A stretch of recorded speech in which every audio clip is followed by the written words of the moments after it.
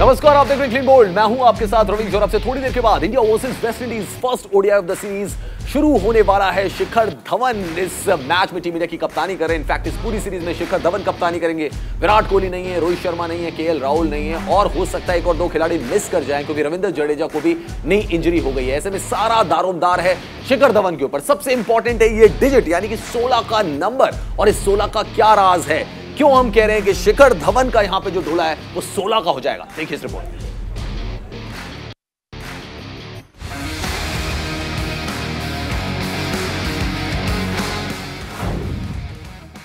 Team India बनेगी शेर, Windies फिर होगी ढेर। धवन देंगे कूट, रिकॉर्ड रहेगा अटूट। गब्बर मचाएंगे कोहराम, रोशन करेंगे धोनी विराट का नाम। धोनी ने जिस काम का किया आगाज, जिसे आगे बढ़ाने में सफल हुए विराट, उस काम को जारी रखने का अब धवन पर है दारोमदार। जी हां, टीम इंडिया वनडे में वेस्ट इंडीज से भिड़ने को तैयार है और धवन 16 साल पुराना रिकॉर्ड कायम रखने को बरकरार हैं। वो रिकॉर्ड जो धोनी और विराट की कप्तानी में टूट रहा, लेकिन अब भारत की कप्तानी शिखर धवन के हाथों में है। धवन ने रोहित, विराट और बुमराह जैसे बड़े खिलाड़ियों की गैर मौजूदगी में कप्तानी के प्रेशर को लेकर बात की। धवन ने साफ किया कि उनकी पर्सनैलिटी ऐसी नहीं है कि वो प्रेशर में अपने खेल का तरीका बदले। इंटरनेशनल क्रिकेट में प्रेशर तो रहता ही है हमेशा, बट सच कोई ये प्रेशर नहीं है कि जिसमें मेरी पर्सनैलिटी चेंज होए या जो मेरा खेलने का तरीका है वो मैं चेंज करूँ। Lot of self believe in myself in my team as well, और तो हमारी टीम पूरी कॉन्फिडेंस के साथ उतरेगी, पूरा दम लगाएगी और पूरी जीत की सोच के साथ ही जाएगी। टीम इंडिया विंडीज से उसी के घर में वनडे सीरीज खेलने वाली है और बतौर कप्तान ये सीरीज धवन के लिए बहुत मायने रखती है, क्योंकि उन्हें वो विजय क्रम जारी रखना है जो पिछले 16 सालों से जारी है। दरअसल भारत वेस्ट इंडीज से 16 सालों से कोई वनडे सीरीज नहीं हारा है। 2006 में आखिरी बार ऐसा हुआ था जब भारत ने वेस्ट इंडीज में आकर कोई वनडे सीरीज हारी थी। उस समय भारत के कप्तान राहुल द्रविड़ थे। 2006 के बाद भारत और वेस्ट इंडीज के बीच 4 वनडे सीरीज हुई हैं और सभी भारत ने जीती हैं। भारतीय टीम आखिरी बार 2019 में वनडे सीरीज खेलने वेस्ट इंडीज आई थी, जिसमें विराट कोहली कप्तान थे। 3 मैचों की यह सीरीज भारत ने 2-1 से जीती थी। इससे पहले टीम इंडिया 2017 में 5 मैचों की वनडे सीरीज खेलने वेस्ट इंडीज गई थी, जिसमें भारत ने 3-1 से जीत दर्ज की थी। यह विराट का बतौर कप्तान वेस्ट इंडीज का पहला दौरा था। विराट की कप्तानी में भारत ने 2 बार वेस्ट इंडीज में वनडे सीरीज खेली है और दोनों में जीत हासिल की है। इसके अलावा 2011 में भारत ने 5 मैचों की वनडे सीरीज खेलने के लिए वेस्ट इंडीज का दौरा किया था, जहां टीम की कमान पूर्व भारतीय बल्लेबाज सुरेश रैना के पास थी। रैना का बतौर कप्तान ये इकलौता वेस्ट इंडीज दौरा था। भारत ने इस सीरीज में 3-2 से जीत दर्ज की थी। इससे पहले 2009 में एमएस धोनी की कप्तानी में भारत ने वेस्ट इंडीज का दौरा किया था। 4 मैचों की सीरीज में भारत ने 2-1 से जीत हासिल की थी। भारत और वेस्ट इंडीज के बीच ओवरऑल रिकॉर्ड्स की बात करें तो दोनों के बीच अब तक 136 वनडे मुकाबले खेले गए हैं, जिसमें भारत को 67 में जीत मिली है, जबकि 63 मैच वेस्ट इंडीज के नाम रहे हैं। ओवरऑल रिकॉर्ड में बेशक वेस्ट इंडीज भारत से पीछे नहीं है, लेकिन वेस्ट इंडीज अपने घर में भारत के खिलाफ पिछले 5 साल से एक भी मैच नहीं जीत पाया है। वहीं भारत ने 2006 से वेस्ट इंडीज में कोई सीरीज नहीं गंवाई है। शिखर धवन की कप्तानी में भारत को वेस्ट इंडीज से 3 मैचों की वनडे सीरीज खेलनी है और धवन के कंधों पर जिम्मेदारी है कि वो युवा खिलाड़ियों के साथ टीम को पॉजिटिव तरीके से आगे बढ़ाएं और वेस्ट इंडीज में भारत को विजय दिलाएं। धवन का कहना है कि वो हमेशा युवा खिलाड़ियों के साथ एक्सपीरियंस शेयर करते रहते हैं। मैं काफ़ी एक्साइटेड हूँ क्योंकि जब यंगस्टर्स के साथ काम करने का मौका मिलता है, आई फील कि जो मेरा एक्सपीरियंस है मैं उनके साथ शेयर करता हूँ और जो एक मेंटल स्ट्रेंथ जो रहती है, क्योंकि स्किल वर्क तो सबका अपना रहता ही है और ट्रेनिंग भी, लेकिन एक जो मेंटल एस्पेक्ट की कैसे आगे लाइफ में ग्रो किया जाता है, I always love to share it and bring an impact in their game. वहीं धवन ने टीम कॉम्पोजिशन के बारे में बताया है। उनके मुताबिक टीम में सूर्य कुमार यादव, श्रेयस अय्यर और शार्दुल ठाकुर का रोल अहम रहेगा, क्योंकि वो कई सालों से क्रिकेट खेल रहे हैं। हाँ जी, हाँ बिल्कुल, it's a very good side, quite balance side, और जैसे आपने बोला कि यूथ भी और एक्सपीरियंस भी है, और काफ़ी प्लेयर्स ऐसे हैं जो जैसे सूर्य हो गया तो वो काफ़ी एक्सपीरियंस प्लेयर है, ऑफकोर्स इंटरनेशनल क्रिकेट में भी नया है, लेकिन जितनी उसकी मैच्योरिटी है डोमेस्टिक क्रिकेट में, श्रेयस हो गया और शार्दुल हो गए, तो ये सारे अब काफ़ी साल से खेल रहे हैं तो काफ़ी मैच्योर है। बेशक वेस्टइंडीज दौरे से कई स्टार प्लेयर्स को आराम दिया गया है, लेकिन बावजूद इसके टीम इंडिया के पास कई ऐसे मैच विनर प्लेयर्स हैं जो धवन की लीडरशिप में टीम को जीत दिला सकते हैं। Sports desk, news India. Queens Park Oval से इस वक्त की बड़ी खबर आपको दे दे। वेस्टइंडीज ने टॉस जीता है, पहले गेंदबाजी करने का फैसला किया, यानी कि टीम इंडिया पहले बैटिंग करती हुई नजर आएगी। इस टॉस के बारे में क्या अपडेट है, भारत क्या प्लेइंग 11 उतार रहा है, वो भी हम आपको बताएंगे। लेकिन लतिका, वेस्टइंडीज की टीम T20 क्रिकेट में तो बहुत डेंजरस है, लेकिन वनडे क्रिकेट में हम कितना सीरियसली ले सकते हैं इस टीम को, क्योंकि जो भी खिलाड़ी हैं वो सारे हार्ड हिटर्स नजर आते हैं, बट ऐसा लगता है कि they are good for quick format, 2020 format.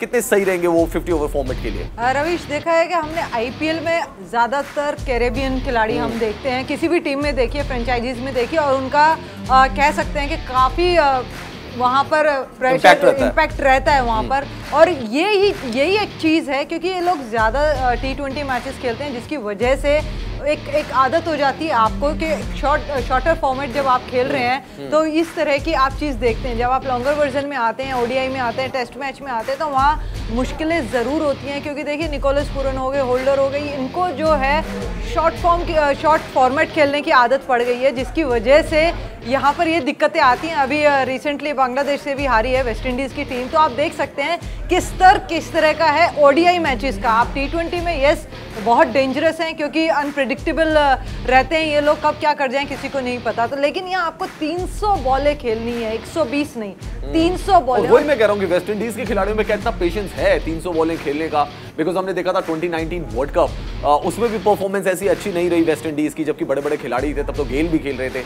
आज के दौर में जब 50 ओवर क्रिकेट एक लॉन्गर फॉर्मेट समझ लीजिए, T20 क्रिकेट का एक्सटेंडेड वर्जन, वहां पे हम वेस्टइंडीज को किस तरीके से आंकेंगे? देखिए रविश, इनको ये काम करना पड़ेगा, मैनेजमेंट को काम करना पड़ेगा, और खुद से प्लेयर्स को भी। देखिए आप T20 के भरोसे अपना पूरा कैरियर नहीं निकाल सकते, आपको टेस्ट मैच भी खेलने हैं, वनडे भी खेलने हैं, तो मुझे लगता है कहीं ना कहीं जो माइंडसेट है उसको चेंज करना पड़ेगा। ओडीआई में आपको विकेट पे रह के खेलना होगा, समय बिताना होगा, तो वहीं क्योंकि डेंजरस प्लेयर्स हैं, अगर ये आप समझ लीजिए 20 से 25 ओवर भी कोई टिकता है तो क्या स्कोर होगा वहां पर, तो काफी चीजें हैं, काबिलियत है, लेकिन उस काबिलियत को दिखाने के लिए इस वक्त लतिका बड़ी खबर भी आ रही है। वेस्टइंडीज ने टॉस जीता है, पहले गेंदबाजी करने का फैसला किया है, भारत पहले बल्लेबाजी करेगा।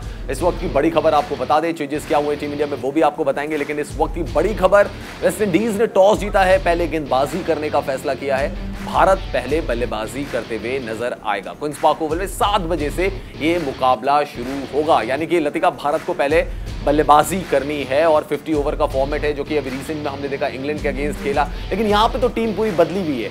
यहाँ पे आपके पास विराट नहीं है, यहाँ पे आपके पास रोहित शर्मा नहीं है, जसप्रीत बुमराह नहीं है, ऋषभ पंत नहीं है, हार्दिक पांड्या भी नहीं है। हाँ बिल्कुल रविश, और अब ये देखना होगा कि प्लेइंग 11 का कॉम्बिनेशन क्या है, वहाँ पर किस तरह की आप ओपनिंग पेयर भेज रहे हैं, 1 डाउन क्या है, 2 डाउन क्या है, मिडिल ऑर्डर में कौन प्लेयर है जो आखिर में खेलने वाले हैं, वो कौन प्लेयर हैं।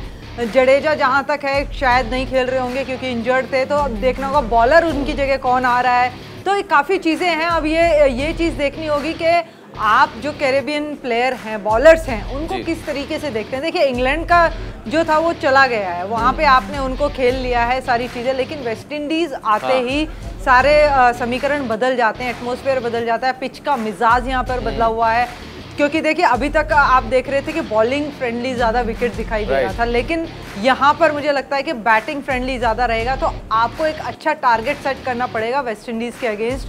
तो यहाँ भरपूर मौका है, 50 ओवर पूरे हैं बल्लेबाजों के पास, वो इसको किस तरह से भुनाते हैं ये भी देखना होगा, क्योंकि अगर आपको बैटिंग विकेट मिल रहा है तो हर बल्लेबाज ये चाहेगा कि मैं ज़्यादा से ज़्यादा समय तक रुकूं और अपना जो है अपना पर्सनल स्कोर तो अच्छा करूँ ही करूँ, लेकिन साथ के साथ टीम का भी 300 के पार पहुँचाऊँ। और अगर बात की जाए तो एक्सपीरियंस, यानी कि यंगस्टर्स ज्यादा हैं इंडिया की स्क्वाड में, और ऐसे में शिखर धवन के लिए सबसे बड़े ट्रम्प कार्ड बन सकते हैं सूर्य कुमार यादव, जो कि रिसेंट बहुत अच्छी फॉर्म में रहे हैं। सूर्य कुमार यादव से किस तरीके की उम्मीद टीम इंडिया कर रही है, आइए आपको दिखाते हैं। सूर्य का तेज बिगाड़ेगा विंडीज की दिशा और दशा। 360 डिग्री अंदाज, विंडीज गेंदबाजों पर गिरेगी गाज। सूर्य करेंगे विस्फोट, विंडीज को देंगे चोट।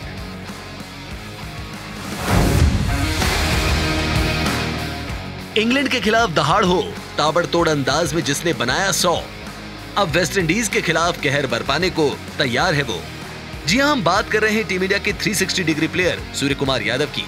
वो सूर्य जिसका तेज वेस्ट इंडीज टीम की दिशा और दशा दोनों बिगाड़ देगा, जिसके बल्ले की आग कैरेबियाई गेंदबाजों की गेंदों को भस्म कर देगी। रोहित शर्मा, विराट कोहली, हार्दिक पांड्या और ऋषभ पंत जैसे स्टार प्लेयर्स की एब्सेंस में टीम इंडिया शिखर धवन की अगुवाई में वेस्ट इंडीज से वनडे सीरीज खेलने उतरेगी। ऐसे में टीम इंडिया में सूर्य का कद किसी दिग्गज बल्लेबाज से कम नहीं है, इस बात को खुद शिखर धवन ने माना है।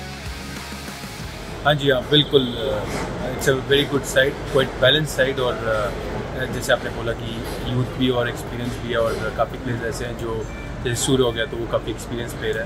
ऑफकोर्स इंटरनेशनल क्रिकेट में भी नया है, लेकिन जितनी उसकी मैच्योरिटी है डोमेस्टिक क्रिकेट में, श्रेयस हो गया और शार्दुल हो गए, तो ये सारे अब काफ़ी साल से खेल रहे हैं, तो काफ़ी मैच्योर है।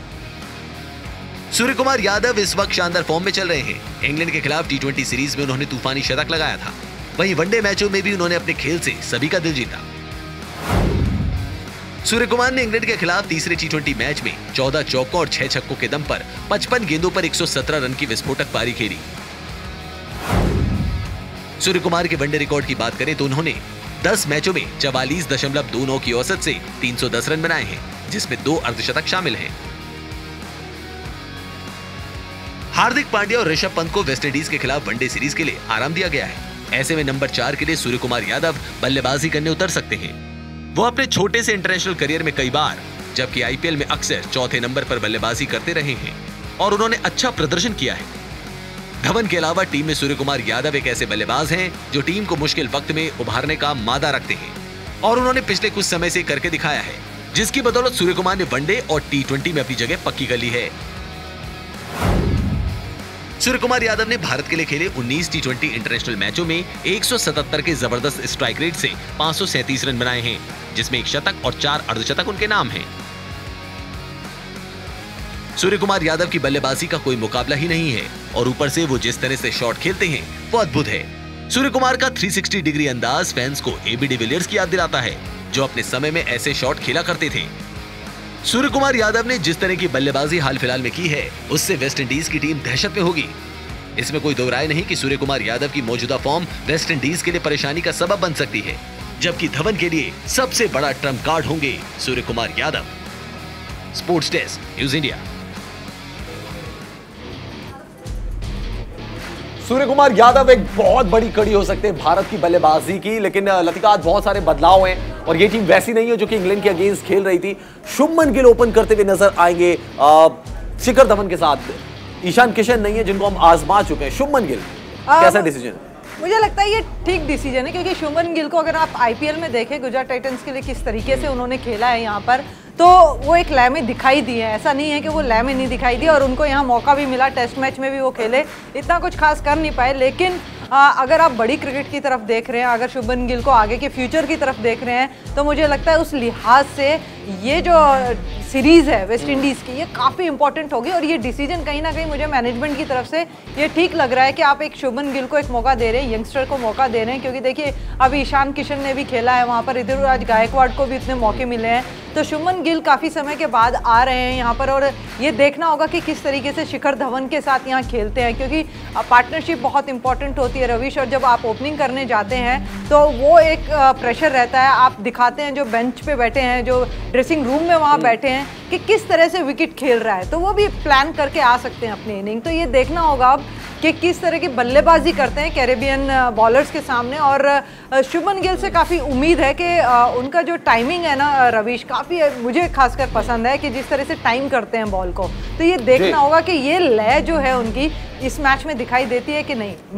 लतिका प्लेइंग 11 भी आ गई है, प्लेइंग 11 के बारे में भी एक नजर डाल लेते हैं, क्योंकि शुभमन गिल ओपन करते हुए नजर आएंगे। इस वक्त की बड़ी खबर आपको बता दें, शुभमन गिल हैं, श्रेयस अय्यर हैं, सूर्य कुमार यादव हैं।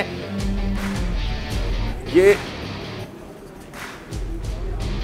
संजू सैमसन विकेटकीपर की जिम्मेदारी निभाएंगे, श्रेयस अय्यर होंगे वाइस कैप्टन। इसके अलावा दीपक हुडा टीम में शामिल है, अक्षर पटेल प्लेइंग 11 का हिस्सा है, रविंद्र जडेजा टीम में शामिल नहीं है। शार्दुल ठाकुर, मोहम्मद सिराज, प्रसिद्ध कृष्णा के ऊपर तेज गेंदबाजी की जिम्मेदारी होगी। यूजी चहल और अक्षर पटेल के कंधों पर होगी स्पिन की जिम्मेदारी। और अगर बैटिंग लाइनअप आपको बताएं, शिखर धवन, शुभमन गिल, श्रेयस अय्यर, सूर्य कुमार यादव, संजू सैमसन, दीपक हुडा, अक्षर पटेल, शार्दुल ठाकुर, प्रसिद्ध कृष्णा, मोहम्मद सिराज और यूजी चहल। अब यहां पर लतिका में यह देखना पड़ेगा कि दीपक हुड्डा को किस डाउन पे आप बैटिंग कराएंगे, बिकॉज अगर हम देखें ओपन अगर शुभमन गिल और शिखर धवन ने करना है, नंबर 3 श्रेयस अय्यर चाहेंगे कि वो खेले, नंबर 4 सूर्य कुमार यादव, क्या नंबर 5 संजू सैमसन, नंबर 6 दीपक हुड्डा जो कि नंबर 3 पे इतने सक्सेसफुल रहे हैं, क्या वो नंबर 5-6 पे बल्लेबाजी करेंगे भारत के लिए? मुझे लगता है रविश, हमने और इसकी चर्चा हमने पिछले अपने प्रोग्राम में भी की थी कि दीपक हुड्डा को एज अ हार्दिक पांड्या की जगह ये लोग यहाँ पर जरूर मौका देंगे कि आप अक्षर पटेल के साथ किस तरह से खेलते हैं, शार्दुल ठाकुर के साथ किस तरह से खेलते हैं, तो वहाँ के लिए मुझे लगता है कि दीपक ठाकुर को वहाँ जगह मिलेगी। क्योंकि देखिए संजू सैमसन, श्रेयस अय्यर हैं, सूर्य कुमार यादव हैं, ये टॉप ऑर्डर पे खेलते हुए आए हैं जब से इन्होंने क्रिकेट स्टार्ट किया है। लेकिन दीपक हुड्डा एक ऐसे प्लेयर हैं, आप उन्हें ओपन कराइए, वन डाउन कराइए, मिडिल ऑर्डर डालिए, लोअर ऑर्डर डाल दिए, उनको सिर्फ बल्लेबाजी से मतलब। और ये हमने काफ़ी बार देखा है रवीश कि उन्होंने 3 नंबर पे भी अच्छा खेला है, और जब आप 5वें या 6ठे नंबर पे आते हैं तब भी वो उसी तरीके से खेलते हैं। एक मैच्योर प्लेयर वो दिखाई दिए हैं, उन्होंने दिखाया है, तो एक अच्छा फ्यूचर है ये टीम इंडिया के लिए। तो अब देखना होगा कि श्रेयस अय्यर किस तरीके से खेलते हैं, क्योंकि देखिए श्रेयस अय्यर को इंग्लैंड में भी प्रॉब्लम हुई थी, जो बाउंस आता है, शॉर्ट बॉल्स आती हैं, उन पे काफ़ी दिक्कतें हुई थी, और वेस्ट इंडीज़ के प्लेयर वैसे ही शॉर्ट बॉल डालने में माहिर हैं। तो अब ये देखना होगा कि श्रेयस अय्यर किस तरह से अपनी इस चीज़ से बाहर निकलते हैं। संजू सैमसन जो विकेट कीपिंग का जो करेंगे वहाँ पर, वो किस तरह की बल्लेबाजी करते हैं। आईपीएल में तो एक शॉर्टर वर्जन होता है यहाँ पर रवीश, तो वहाँ खेलना इतना मुश्किल है। लेकिन अगर आपके पास 20-20 गेम है और ये 50 ओवर गेम है, 50 ओवर गेम में काफी आपके पास ओवर्स हैं, 50 ओवर 300 गेंदों का मामला है। लेकिन चलिए बात हम करते हैं इंडिया पाकिस्तान मैच की, क्योंकि अब एशिया कप श्रीलंका में नहीं हो रहा है, एशिया कप हो रहा है यूएई में। तो दुबई में एक बार फिर से दंगल देखने को मिल सकता है इंडिया और पाकिस्तान का। और 2021 वर्ल्ड कप याद है, पाकिस्तान से हम हार गए थे, उसका भी हिसाब बराबर करना है। किस तरीके से इस मैच का एक्साइटमेंट बढ़ता जा रहा है, आइए आपको दिखाते हैं।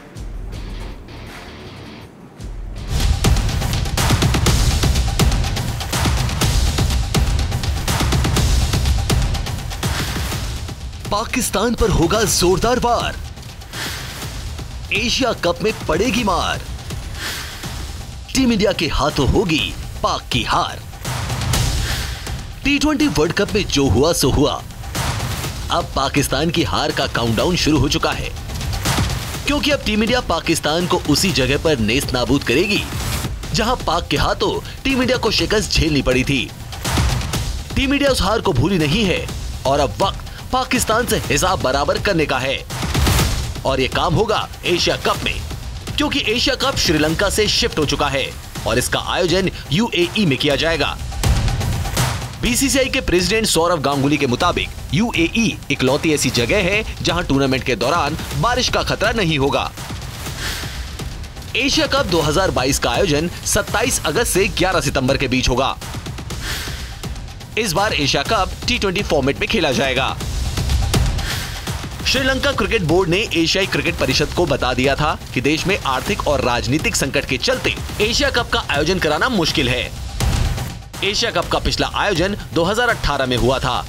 उस सीजन को यूएई में ही होस्ट किया गया था। तब कुल 6 टीमों ने भाग लिया था। टीम इंडिया के लिए पाकिस्तान के खिलाफ मैच इसलिए अहम है क्योंकि यूएई में ही पिछले साल टीम इंडिया का सामना पाकिस्तान से T20 वर्ल्ड कप में हुआ था और उस मैच में टीम इंडिया को हार का सामना करना पड़ा था। टीम इंडिया ने पहले बल्लेबाजी करते हुए 7 विकेट के नुकसान पर 151 रन बनाए थे। जवाब में पाकिस्तान ने बिना विकेट खोए 152 रन बना लिए थे और मुकाबले को अपने नाम कर लिया था। गौर करने वाली बात यह थी कि इसमें टीम इंडिया के गेंदबाज पाकिस्तान का एक भी विकेट नहीं ले पाए थे। लेकिन अब टीम इंडिया के जांबाज पाकिस्तान को बख्शने के मूड में नहीं है। टीम इंडिया और पाकिस्तान का सामना इस साल वर्ल्ड कप में भी होगा, लेकिन रोहित की सेना का इरादा एशिया कप में ही पाकिस्तान को पीटकर वर्ल्ड कप की रिहर्सल करने का है, ताकि पाक को एशिया कप में पीटकर ही ढेर कर दिया जाए। Sports desk, news India. तो इंडिया वर्सेस पाकिस्तान मैच, और पिछली बार आपने देखा होगा पाकिस्तान से हम 10 विकेट से हार गए थे, लेकिन अब भारत के पास चांस है। शायद लतिका पिछली बार थक गए थे क्योंकि आईपीएल खेला था, उसके बाद आप आए थे, आपको ज्यादा टाइम मिला नहीं, जैलअप होने का, सारे खिलाड़ी फ्रेंचाइज के लिए खेल रहे थे, लेकिन इस बार शायद ऐसा नहीं होगा। इस बार हम बेटर प्रिपेयर होंगे क्योंकि आईपीएल तो खत्म हो चुका है काफी। बिल्कुल रवीश, और इस बार इसलिए बेटर भी होंगे क्योंकि आपके पास बेंच स्ट्रेंथ काफी है। आप अब देखिए कि एक साथ तीन टीमें आपकी एक पैरेलल वे में चल रही है। टेस्ट मैच कोई टीम खेल रही है, T20 खेल रही है, वनडे खेल रही है, 7 आप कप्तान बना चुके हैं इस कैलेंडर में।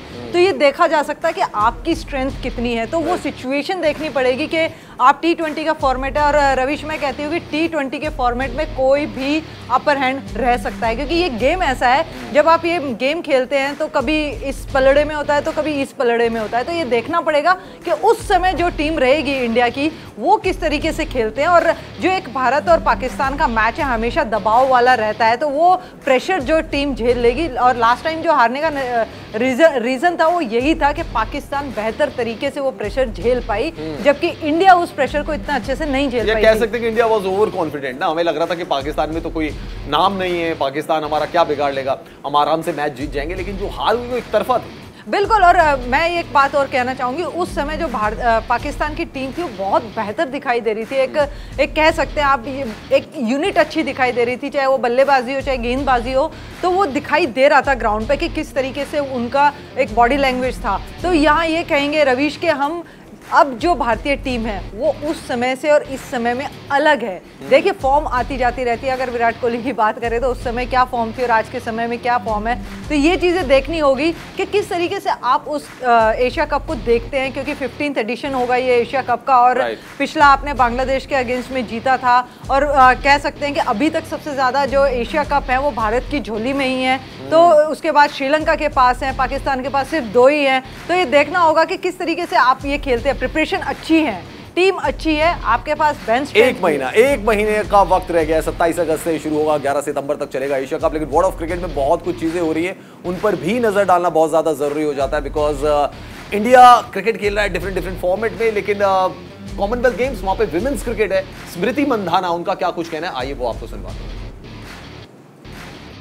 Yeah, I think mood is, as I said, I think all the girls are really excited, and we all know the feeling because we have watched Commonwealth and Olympics that when the Indian flag goes higher and there's we hear the national anthem. I think everyone knows that feeling, and definitely we are aiming for gold. I don't think we'll just look for a podium finish, because when that flag goes higher and national anthem plays, that's the best feeling. I had literally got goosebumps when I think Neeraj Chopra got it in Olympics. So definitely, we have an opportunity to be there and try and do that.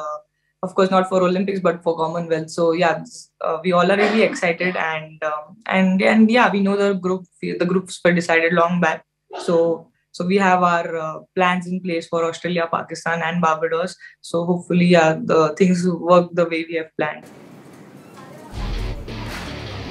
तो स्मृति मंधाना का कहना है कि नजर gold पर है। जैसे नीरज चोपड़ा ने गोल्ड मेडल जीता था ओलंपिक्स में, वैसे ही कॉमनवेल्थ गेम्स में विमेंस टीम भी कोशिश करेगी गोल्ड मेडल जीते। लेकिन वर्ल्ड ऑफ क्रिकेट में बहुत कुछ हो रहा है, उसके बारे में बात करते हैं। सबसे पहले बात तो करते हैं केएल राहुल के बारे में। वेस्ट इंडीज आना था उनको, लेकिन क्या हो गया उनके साथ, आइए आपको बताते हैं। टीम इंडिया के स्टार बल्लेबाज केएल राहुल पर एक बार फिर मुसीबत आ पड़ी है। अब राहुल कोरोना पॉजिटिव पाए गए हैं। बीसीसीआई प्रेसिडेंट सौरव गांगुली ने एपेक्स काउंसिल की मीटिंग के बाद राहुल के कोरोना पॉजिटिव होने की जानकारी दी। राहुल को विंडीज के खिलाफ T20 सीरीज के लिए टीम में शामिल किया गया था। ऐसे में उनका पॉजिटिव पाया जाना टीम इंडिया के लिए बड़ा झटका माना जा रहा है।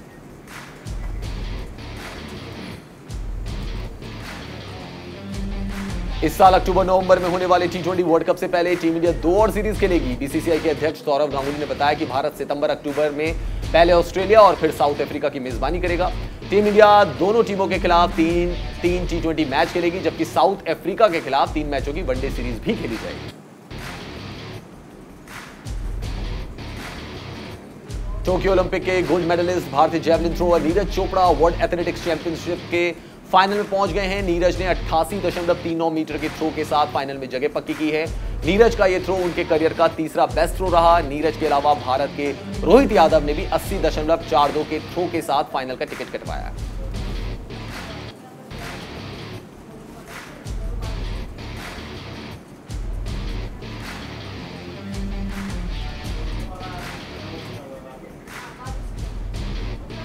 तो India versus West Indies ODI match थोड़ी देर के बाद शुरू होने वाला है। वेस्ट इंडीज ने टॉस जीता है, पहले गेंदबाजी करने का फैसला किया। भारत पहले बल्लेबाजी करा। शुभमन गिल, शिखर धवन ये ओपनिंग की जिम्मेदारी संभालेंगे। हमारे साथ लतिका जुड़ी हुई थी, आपका बहुत बहुत शुक्रिया। फिलहाल क्लीन बोल्ड में इतना ही। आप देखते रहिए न्यूज़ इंडिया।